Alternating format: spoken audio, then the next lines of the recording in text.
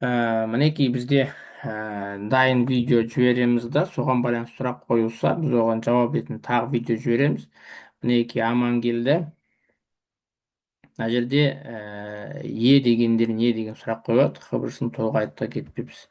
Жақсы, бұл сұраққа толық жауап берейік. Мына сұрақтар қазір толық бір жауап болады.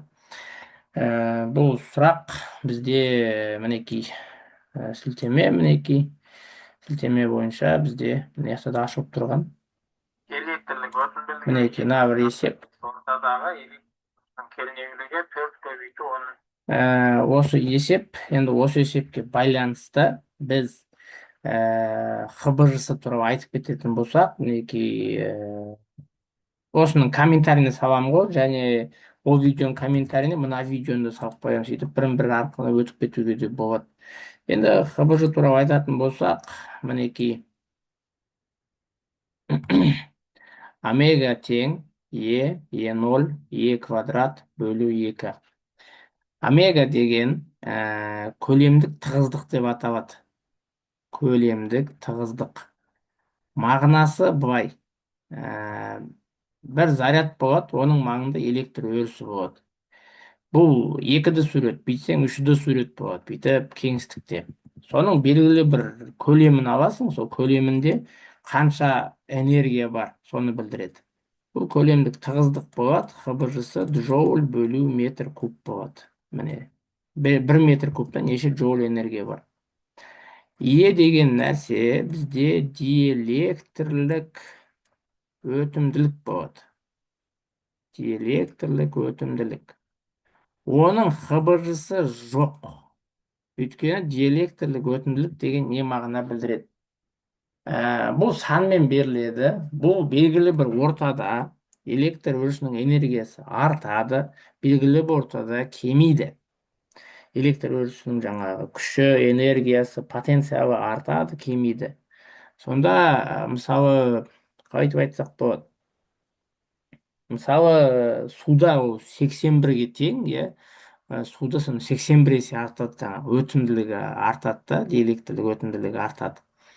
Сонда сол ортада тоқ жақсырақ өтеді деген сияқты. Ылғи да бірден үлкен болады. Ауада бірге тең, өйткені вакуумда бірге тең. Санды бірге көбейтсең өзгермейді ғой. Сол сияқты сол ортада, белгілі бір ортада тоқтың жаңағы жұмысы, күші, энергиясы артады, кемейді, сол нәрсені білдіреді.